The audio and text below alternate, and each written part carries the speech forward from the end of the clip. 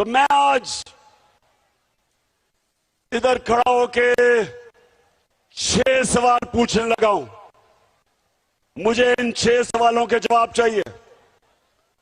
सवाल पहला सवाल कि जब वो अमेरिकी डोनाल्ड लू ने पाकिस्तान एम्बेसडर असद मजीद को वॉशिंगटन में जब धमकी दी कि इमरान खान को अदम एतमाद में हटाओ, नहीं तो हम पाकिस्तान के लिए मुश्किलें पैदा कर देंगे। मेरा पहला सवाल यह है कि जब मैं मुल्क का प्राइम मिनिस्टर था, एम्बेसडर मेरे नीचे था, एम्बेसडर मेरे नीचे था, तो सवाल मेरा यह है कि वो किसको पैगाम दे रहा था? प्राइम मिनिस्टर मैं था। किसको वो डोनाल्ड लू कह रहा था कि अपने प्राइम मिनिस्टर को हटाओ? सबसे पहला सवाल। दूसरा सवाल, अरशद शरीफ शहीद, कौन उसको धमकियां दे रहा था? किसने उसको मजबूर किया मुल्क से बाहर जाने के लिए? उसके बाद दुबई से किसने मजबूर किया दुबई को छोड़ के जाने से? और तीसरी चीज कि वो कौन था जो उसको मुंह बंद करना चाहता था? वो जब ये जो रजीम चेंज इसकी साजिश को बेनकाब कर रहा था, तो वो कौन थे जो उसका मुंह बंद करना चाहते थे? और तीसरा सवाल कि सहाफियों को कौन धमकियां दे रहा है? कौन है जो सहाफियों का मुंह बंद करना चाहता है?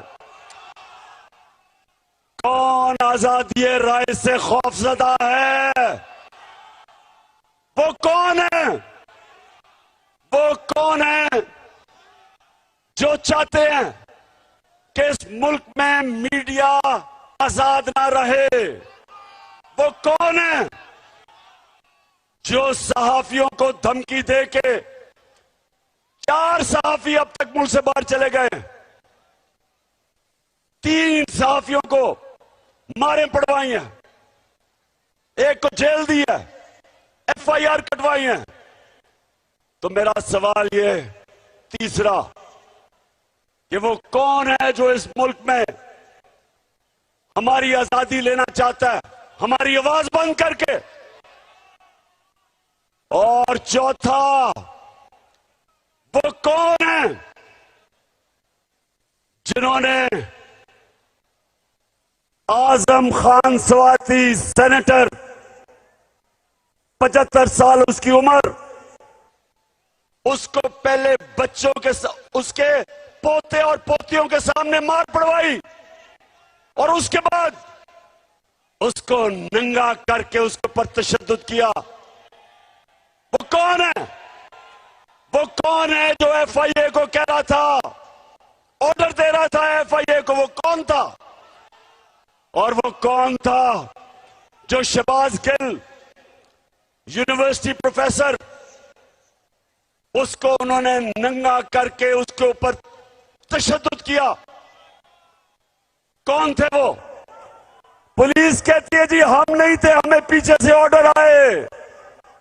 कौन ऑर्डर दे रहा था? और वो कौन है जो टेलीफोन कर करके नामालूम नंबरों से धमकियां देते हैं लोगों को? कौन है वो? वो कौन है जो कहते हैं कि तहरीक इंसाफ से दूर रहो, नहीं तो हम तुम्हारी ऐसी की तैसी कर देंगे? वो कौन है? और मैं ये पूछना चाहता हूं, वो कौन है जो ये चोरों, डाकुओं को हमारे ऊपर मुसल्लत किया हुआ है जिन्होंने? और वो सवाल पूछता हूं मैं कि क्या ये इसलिए पाकिस्तान बना था, इसलिए पाकिस्तान बना था, इसलिए कायदे आजम ने जद्दोजहद की थी और इल्लामा इकबाल ने हिंदुस्तान के मुसलमानों के लिए एक अजीम ख्वाब जिसका नाम पाकिस्तान था। क्या ये इसलिए बना था कि इसका इंटीरियर मिनिस्टर 18 कत्ल करने वाला कब्जा ग्रुप राना सनाउल्लाह हो? क्या इसलिए बना था कि भगोड़ा मफरूर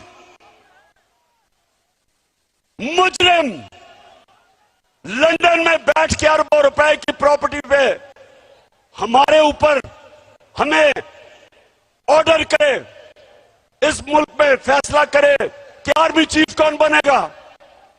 और क्या इसलिए ये मुल्क बना था कि उस बाप और उसके 2 बेटों को सजा होने वाली थी 16 अरब रुपए के FIA केस में, और उसको केसेस उसके खत्म करके उसको, एक मिनट चुप चुप, उसको केसेस खत्म करके बाप और बेटों के, और उसको इस मुल्क का वजीर आजम बनाया।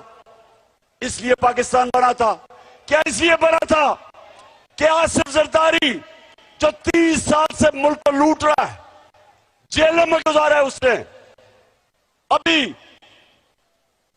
फेक बैंक अकाउंट में अरबों रुपए के करप्शन के केस हैं उसके, और वो आके मुल्क में फैसले करे कि आर्मी चीफ कौन होगा, इलेक्शन कब होगी? क्या इस मुल्क का मुस्तकबिल इन डाकुओं के हाथ में है? बताओ। और क्या हमारी ये किस्मत है कि इसाक डार इस मुल्क का फाइनेंस मिनिस्टर बने, जिसने मैजिस्ट्रेट के सामने उसने गवाही दी सन 2000 में कि मैं इसाक डार शरीफ खानदान के पैसे, चोरी के पैसे मनी लॉन्डर करके बर्तानिया भेजता था। ये फाइनेंस मिनिस्टर है। मुझे मेरी कौम एक बात बताओ, हम सबसे दुनिया के अजीम लीडर मोहम्मद मुस्तफा सल्लल्लाहु अलैहि वसल्लम, हम उसके उम्मत हैं, और उसने कुरान के अंदर हमें बताया कि अल्लाह का हुक्म है हमें अमर बिल मरूफ व नही अनिल मुनकर, कि हमें हुक्म दिया कि अच्छाई के साथ खड़े हो और बुराई के खिलाफ जहाद करो। ये अल्लाह का हुक्म है हमें।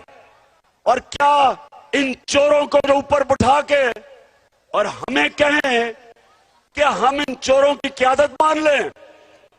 मैं इनसे पूछता हूं, हम जानवर हैं? हम भेड़ बकरी हैं? हम गाय भैंसे हैं? हम इंसान हैं। हम मोहम्मद मुस्तफा सल्लल्लाहु अलैहि वसल्लम की उम्मत है। हम अमर बिल मरूफ पर चलने वाले हैं। हम कभी इन चोरों को तस्लीम नहीं करेंगे। बताओ पाकिस्तानियों, इन चोरों को तस्लीम करोगे? मैं आज ऐलान कर रहा हूं कि मैं आज नहीं, मैं हर बारी इस मार्च में ऐलान करता रहा हूं कि अगर इन चोरों के नीचे हमने गुलामी करनी है, मेरे लिए मौत बेहतर है। इससे बेहतर है मर जाओ, क्योंकि इनकी गुलामी करने से ज्यादा जिल्लत क्या हो सकती है? बेहतर इंसान मर जाए। मैं कभी इनको तस्लीम नहीं करूंगा। कोई ये गलत फहमी ना समझे कि वहां जाके इस्लामाबाद जाके हमारा ये तहरीक खत्म हो जाएगी। ये तहरीक अगले 10 महीने तक चलती रहेगी, जब तक इलेक्शन नहीं होंगे।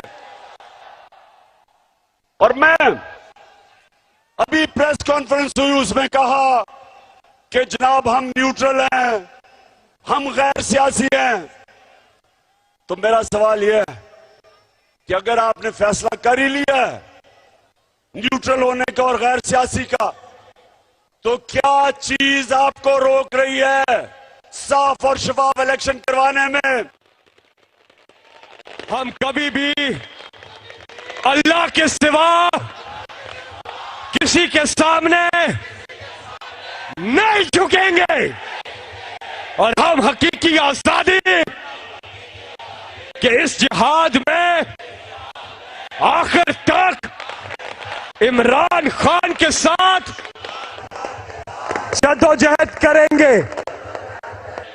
अल्लाह हम सबका हामी और नासिर हो, आमीन।